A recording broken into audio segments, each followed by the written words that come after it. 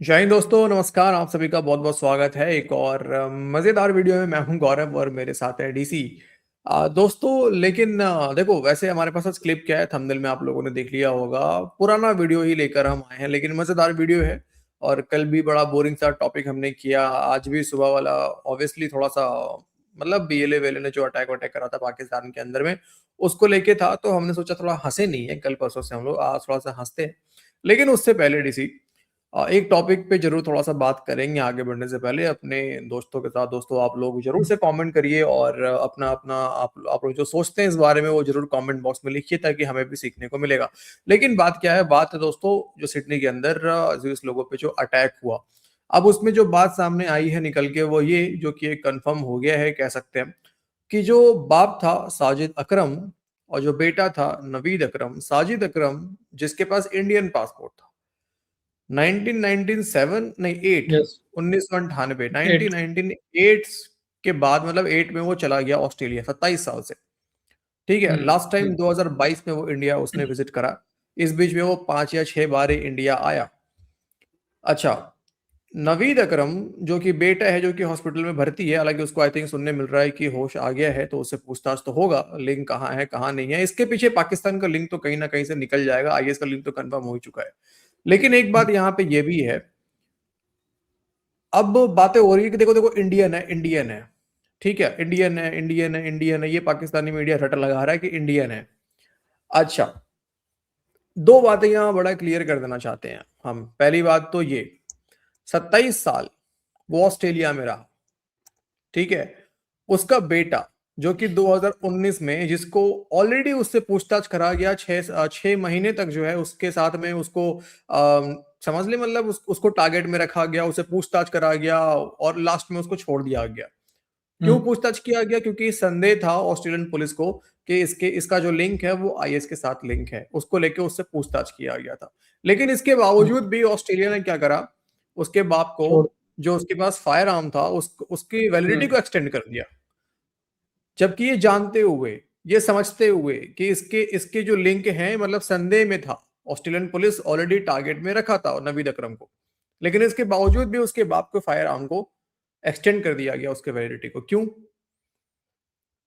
ठीक है, इसके पीछे देखो डीसी, एक और डॉट कनेक्ट करो, एक और डॉट हम्म कनेक्ट करो। रिसेंटली जो हमला हुआ रेड फोर्ट में, उसके अंदर भी इंडियन मुसलमान का इस्तेमाल करा गया।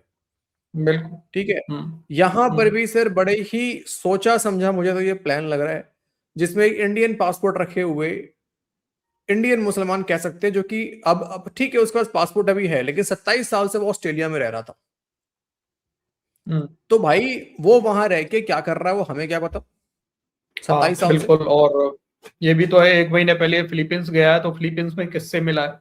हो सकता है किसी पाकिस्तानी आईएसआई हैंडलर, कोई जो भी हो बिल्कुल उससे मिला हो। बिल्कुल, कोई कुछ भी भी हो लिंक हो सकता है सकता है भाई। सर, हम्म और जो कि दूसरा अभी यार जांच देखो, किया एक और होगा डेफिनेटली। सबसे बड़ी बात यार, पाकिस्तानी मीडिया को थोड़ी सी शर्म आनी चाहिए।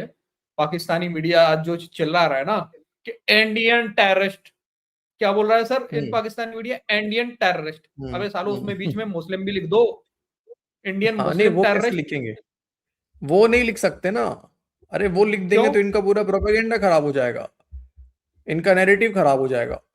जो जिस मुसलमान ने वहां पे इस बाप को पकड़ा, हाँ जो कि ऑलरेडी हाँ अहमद अल अहमद, नाम क्या नाम है उनका? हाँ। ठीक है, अहमद अल अहमद, हाँ। हाँ, हम्म, वो डेफिनेटली मुसलमान है उसको तो और हम भी मुस्लिम बोल उसको रहे हैं। हीरो, और हम भी उसको हाँ हीरो मानते हैं कि उसने बिल्कुल हीरो कईयों है। लोगों की जान बचाई। हाँ। ठीक है, और एक बात ये भी समझ में आता है कि अच्छे लोग मौजूद हैं, लेकिन हम्म क्या अच्छे लोग आवाज उठाएंगे सब मिलकर? ठीक है, ये एक बड़ा नहीं, सवाल है जो कि नहीं होता है। ये भी तो सब दोगलापन है ना। आपने कल देखा होगा, उसके लिए तो मुस्लिम लगा दिया पाकिस्तानी मीडिया ने कि एक मुस्लिम हाँ। ने जान बचा ली, है ना? हम्म और जो हम्म। मानने वाले थे वो कौन थे फिर? नहीं, उनके लिए मुसलमान वर्ड इस्तेमाल नहीं नहीं, करेंगे।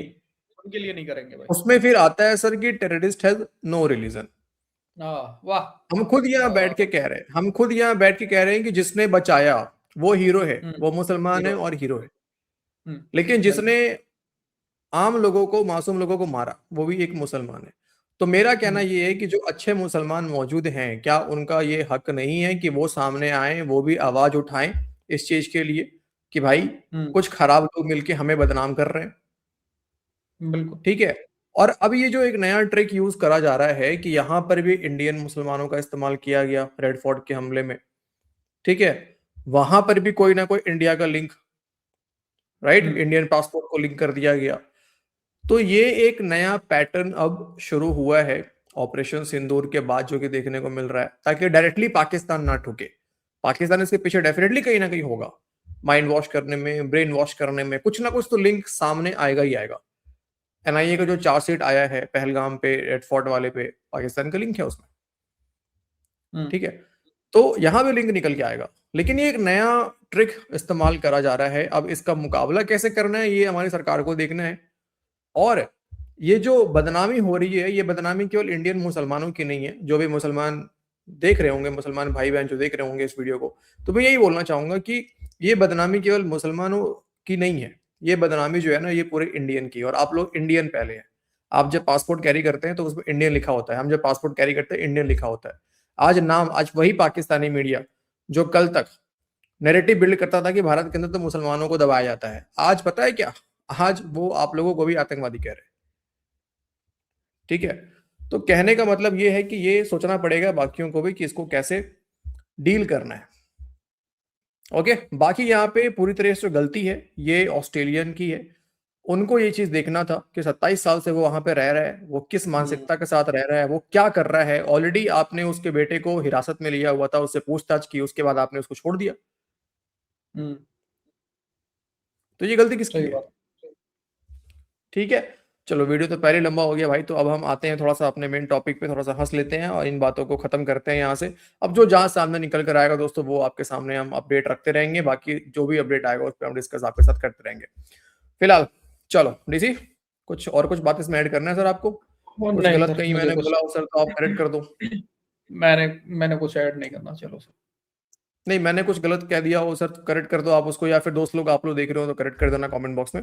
अब भाई लोग आप लोग बड़े हैं, तो जो भी बड़े लोग चाहते हैं करेक्ट करना मुझे, तो आप लोग कमेंट बॉक्स में करेक्ट कीजिए। आपके फीडबैक को भाई मैं हमेशा वेलकम करता हूँ। चलो, तो अब आते हैं भाई हम लोग 26 नवंबर 2026 पे। आज जो हमारे पास क्लिप है डीसी, वो क्लिप है फैसल रजा अब्दी का, जो कि हम जिसको कभी कभी लाल टोपी का छोटा भाई भी कहते हैं, या फिर कुछ लोग छोटा चरसी भी कहते हैं। अब पता नहीं, बहुत दिनों से नजर नहीं आ रहा है, कौन सा खजाना खोजने कहाँ गया हुआ ये तो नहीं पता हमें। लेकिन आज मुझे मन किया कि इसके पुराने वीडियो देखते हैं, तो चलो बढ़ते हैं वीडियो में आगे। चलिए सर।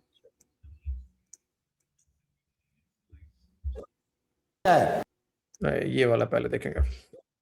हाँ, पहुंचा 2015 में जब ईरान और अमेरिका के अंदर मुआहदा हुआ, ओबामा ने किया और ईरान को रिलीफ मिला $7 अरब के साथ। उसका तेल मार्केट में आया, डॉलर कमजोर होना शुरू किया, पूरी दुनिया हैरान परेशान रह गई। अमेरिकन इंटेलिजेंस रूथ चाइल्ड वहाँ पर डोनाल्ड ट्रंप को लेके आ गया, उसने उस मुआहदे को सबोताज किया और कोविड-19 आ गया। कोविड-19 आ गया दुनिया के अंदर। मैं उस वक्त आप ही के चैनल के अंदर प्रोग्राम करके गया था। हमने अप्रैल 4 को ये प्रोग्राम संभाला, 4 किस्तें की थी और ये बताया था कि दुनिया में हर करेंसी नीचे जा रही है अलावा डॉलर के। तमाम करेंसियां डिक्लाइन कर गई अलावा डॉलर के। डॉलर को मजबूत करना शुरू किया। तो उसके फौरन बाद 23 अप्रैल को मैं यहाँ बैठा हुआ था। इन्होंने पूरी दुनिया के तेल पे कब्जा किया। पाकिस्तान के सहाफी बता रहे थे, ओ जी मार्केट बंद है, तेल समंदर में बह गया। मतलब जाहिलों की भी कोई हद होती है। दुनिया बंद होगी तो तेल रिजर्व होगा। दुनिया को बंद करके तेल को जखीरा किया गया, क्योंकि 25-30 साल के बाद रिसर्च के मुताबिक दुनिया में तेल नहीं। मैंने यहाँ पे आके बताया कि 20 मिनट बाद दुनिया के ऊपर तेल का डाका शुरू हो रहा है। पाकिस्तानियों तेल रिजर्व कर लो। ये हंसते रहे, मुस्कुराते रहे मेरे पे कि हमारे पास तो जखायर ही नहीं है। इनको इतना नहीं पता जाहिल लोगों के तेल हमेशा कागज में रिजर्व किया जाता है, जखायर में नहीं। इंडिया कर गया 5 साल का, जो उसकी मैशियत को मजबूती का सबसे पहला सबब बना। काश आप लोगों ने भी किया। मुझे भी यहाँ समझ में नहीं आया यार, कागज में तेल कैसे रिजर्व करते हैं? मतलब क्या ऑन पेपर बस लिख के ऑर्डर दे दिया कि मेरे पास इतने ऑर्डर है, मेरे पास इतने ऑर्डर है, वो रिजर्व हो गया तेल? मुझे लग रहा है उल्टा बोल लिया था, बोलना तो उसको उल्टा था, मतलब समझा करो। कागजों में रिजर्व नहीं होता, ये बोलना चाह रहा होगा। आप लोगों ने नहीं किया। बहरहाल 24 अप्रैल को डोनाल्ड ट्रंप ने टीवी पे लाइव प्रोग्राम में आके बताया कि ये तमाम दुनिया को बंद होने से जो तेल हमने जखीरा किया, अपने स्ट्रेटेजिक जखायर के अंदर इजाफा किया। स्ट्रेटेजिक जखायर वो होते हैं जो बनाए जाते हैं। हालांकि अमेरिका 35 अरब बैरल का मालिक है, आज तक एक बैरल ना निकाला। ये था हमारी हालत। बहरहाल हमने नहीं किया।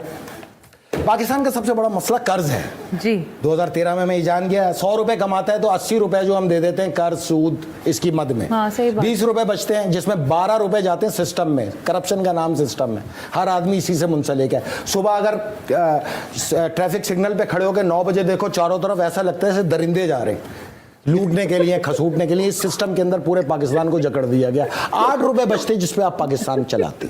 तो इस कर्ज से निकालना मेरे लिए अव्वलीन जरूरत थी। अल्लाह के घर को आज़ाद कराना मेरा ईमान और पाकिस्तान को कर्ज के दलदल से निकालना मेरी मंजिल थी। मैंने इस पर 13 साल काम किया। बहरहाल आलमी दिमागों को पाकिस्तान में जमहूरियत इसलिए ज़रूरी थी कि कर्ज में जकड़ के रखना था।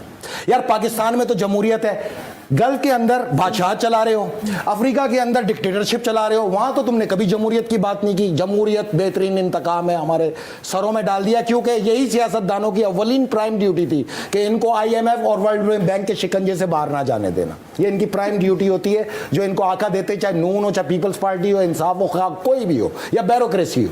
इनके तमाम मफादात का वहां पे तहफ़्फ़ुज़ किया जाता है। जितना पैसा यहाँ से लूट के ले जाया जाता है उसको वाइट वही एजेंसियां करती हैं। 500 अरब डॉलर के मिल्कियत की जायदादें इन सियासतदान, ब्यूरोक्रेट, वजीरों की America, England, UAE, gulf, Turkey, इधर हर जगह मौजूद हैं और दुनिया से ये भीख मांगते फिरते हैं। सिर्फ अपना ही पैसा वापस ले आए ना, पाकिस्तान आज खड़ा हो जाएगा जो बात करने वाली है। बहरहाल ये बात होती है लेकिन इस पर अमल नहीं होता। अच्छा, मेरे लिए सबसे इंपॉर्टेंट ये था कि इन ज़मीर फरोशों के होते हुए पाकिस्तान को कर्ज से कैसे निकालें, तो वो मुझे समझ नहीं आता। उसके लिए इख्तियार चाहिए, इक़्तिदार चाहिए, आवाम से वोट की भीख चाहिए। वोट ले लो, कल को 1 लाख वोट को 1000 कर देते हैं, 1000 को 1 लाख कर देते हैं। तो यहाँ पे क्या खाक हमने मेहनत करनी थी? और मेहनत कहाँ करनी थी? पाकिस्तान का इस पूरे हमारे फार्मूले से पाकिस्तान का कोई ताल्लुक़ नहीं। पाकिस्तान को अगर कर्ज से निकालना है ना, तो मेरे लिए लाजिम था कि डॉलर को ख़त्म कर दिया जाए दुनिया से। मेरे साथ आवाज मिलाएं, मेरी ताकत बने, इस डॉलर को गरक करने के अंदर मेरा साथ दे। पाकिस्तान को इस क्राइसिस से निकालने का इससे बेहतर रास्ता ही नहीं है। ये पढ़े एग्रीमेंट, एक रद्दी का नाम डॉलर है। आप ये मेरी बात याद रखिएगा, 26 नवंबर 2026 को इस डॉलर की हैसियत 0। अब हाँ जी क्या करेगा 26 नवंबर 2026 से पहले? एक बोनस क्लिप भी है छोटा सा। ठीक है। और जितना अदा करेगा वो डॉलर में करेगा। डॉलर पाकिस्तान ने जितना लोन लिया है वो डॉलर में लिया है, ठीक है। और जितना अदा करेगा वो डॉलर में करेगा। डॉलर 1000 रुपए का होगा तब भी डॉलर में करेगा, और डॉलर 10 पैसे का होगा तब भी डॉलर में करेगा, ठीक है। 26 नवंबर 2026 को मेरी अल्फाज याद रखना, 1 रुपए के 10 डॉलर होंगे। पाकिस्तान 25 लाख रुपए अदा करके ये 75,000 अरब का लोन फारिग कर देगा। सॉफ्टवेयर हमें पूरी बहैसियत पूरी पाकिस्तानी कौम को हमें सॉफ्टवेयर अपडेट की जरूरत है। एक क्रैश सॉफ्टवेयर के साथ आप नहीं चला सकते मुल्क को, और इसी तरह चलाने की कोशिश करते हैं, वरना फिर मोदी आके आपका सॉफ्टवेयर अपडेट कर देगा। तौबा तौबा तौबा तौबा। 2-4 ट्रिलियन डॉलर तो यहाँ पाकिस्तान में सियासतदानों के घरों के नीचे दफन है। पाकिस्तान में अरबों डॉलर लोगों के पास पड़े हुए हैं। आज मुझे कोई बता रहा था कि घरों के अंदर लोगों के जो डॉलर्स पड़े हुए हैं वो 20, 25, 30 अरब डॉलर से ज्यादा। देख लिया भाई कितना अमीर मुल्क है पाकिस्तान। यार हल्के में लेते हैं फालतू के लोग यार। लेकिन यार डीसी इसमें एक तो यार डॉलर वाली बात कही थी अभी ने, तुम्हें याद होगा कि चलो 26 नवंबर 2026 राइट, 26 पता नहीं क्या कनेक्शन है इसका। 26 नवंबर 2026 को $1 कितने का होगा सर? 10 रुपए? $10 1 रुपए की। अच्छा $10 1 रुपए हो जाएगा। 1 रुपए में 1 रुपए में $10 नार्जियों में पड़े रहेंगे, नार्जियों में पड़े रहेंगे राइट। उसने एक बात और कही थी सर, 26 नवंबर 2026 को भारत की इकोनॉमी जो है उसका हम बेड़ा गर्क कर देंगे। बेड़ा गर्क कर देंगे, बिल्कुल सर। हाँ याद है, इसने ये भी उसने कहा था। हाँ, अब पूरे रिसर्च में सर इतना बड़ा रिसर्च 2013 से ये रिसर्च कर रहा था। 2013 से ये रिसर्च करके आपको सही साबित होता नहीं दिख रहा है इसने जो भी बोला है? सोने के पहाड़ निकल रहे हैं सर, गैस, तेल और जाने क्या क्या निकल रहा है सर पाकिस्तान में। मिनरल्स, वो ट्रम्प भाई साहब भगा आ रहा है पैरों में, मतलब आज़िम मुन्नू के, कि भाई कैसे भी करके हमें दे दो यार। पुतिन साहब हाथ मिलाने के लिए, पुतिन साहब जो है वो हाथ मिलाने के लिए परेशान है। उधर ट्रम्प जो है वो यहाँ आके खुदाई कर रहा है सर पाकिस्तान के, वो खुद खोदने पहुंची है। चाइना खुद बोल रहा है कि सर आप ले लो हमारा J-35 और सब कुछ ले लो, आप ही भाई हमें ये मतलब टेस्ट करके दिखाओ। कौन दिखाएगा? आप ही करो। पाकिस्तानी आर्मी टेस्ट करके दिखाएगी। बस बस सर, आप ही टेस्ट करो सर, ये फटता है कि क्या होता है, उड़ता है कि नीचे हाँ। गिरता है, आप सर टेस्ट करके मुझे बताओ कि क्या होना है इसका। मतलब एक कोने पे सी जिनपिंग खोद रहा है, एक कोने पे ट्रम्प खोद रहा है, उसके अच्छा। बाद ये पुतिन को ऑफर दे रहे हैं, एक कोने पे आप खोदिए। सिर्फ इतना ही नहीं सर, एक पाकिस्तानी मीडिया का देख रहा था कि ये पुतिन साहब ने जो रिक्वेस्ट करी है ना आज इससे शहबाज शरीफ से, आपको पता है ना रिक्वेस्ट करी है भाई, पुतिन साहब खुद गए थे, भागे भागे उनसे मिलने के लिए, तो पुतिन हाँ जी, साहब हाँ उससे जी। बोल रहे हैं कि भाई हमसे हथियार ले लो, इंडिया ने तो हमारी बेइज्जती करा दी है, आप हमसे अरे हथियार ले लो। सुखोई 57 ऑफर कर रहे हैं सर पुतिन साहब पाकिस्तान को, सर ये हाँ, भी खबरें आई हैं सुबह सर। 57, हाँ बहुत हाँ, बहुत खबरें आ रही है।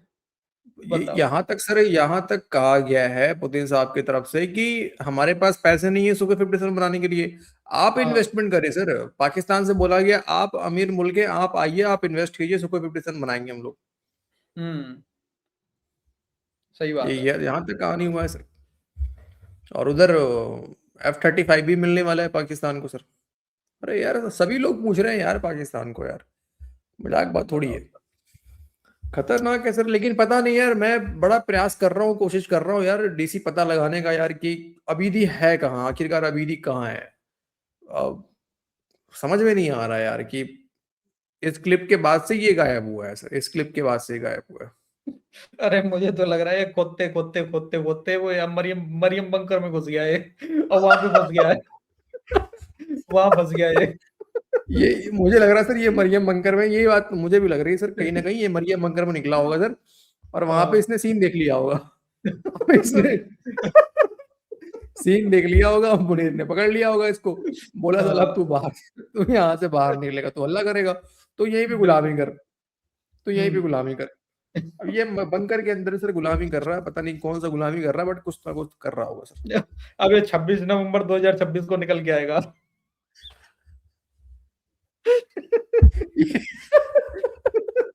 ये आते ही सीधे पहुंचेगा प्रोग्राम में, तारीख पूछेगा बाहर में, तारीख क्या है, 26 नवंबर है, बोलेगा अरे यार हर नाली में डॉलर पड़ा हुआ मिलेगा, अब चलो सीधे टीवी में बैठूंगा, और बोलेगा मैंने कहा था ना 26 नवंबर 2026 को डॉलर नालियों में मिलेंगे आपको, हाँ।